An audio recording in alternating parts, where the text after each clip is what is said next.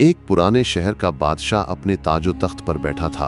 अचानक महल के दरवाजों पर एक ऐसा मेहमान आया जो न इंसान लगता था न जानवर। उसके साथ एक गधा था और एक बकरी। पूरे महल में एक ही फरियाद गूंज उठी, बादशाह हमें इंसाफ चाहिए। बादशाह हैरान रह गया। मेहमान का चेहरा धूल और सफर की थकन से भरा था। गधे की गर्दन पर बोझ था और बकरी की आंखों में आंसू। सब दरबारी सोचने लगे, ये कौन है और बादशाह के सामने क्या मांगने आए हैं। बादशाह ने गहरी आवाज में पूछा, बताओ तुम्हारी दास्तान क्या है। और जो जवाब आया उसने सबको सुना कर दिया।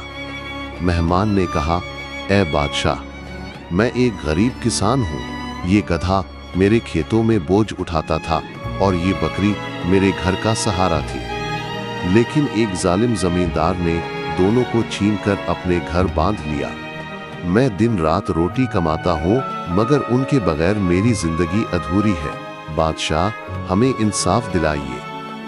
दरबार में शोर मच गया।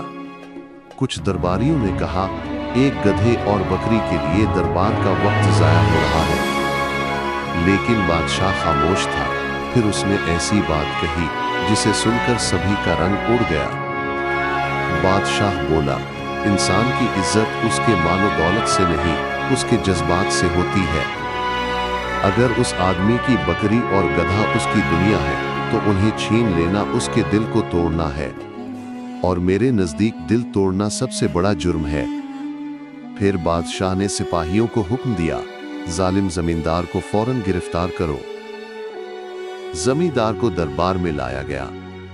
उसने अपनी दौलत और ताकत दिखाने की कोशिश की मगर बादशाह ने एक ही जुमला कहा, आज से उनका माल उन्हें वापस मिलेगा और तुम्हें अपने जुल्म की सजा भुगतना होगी।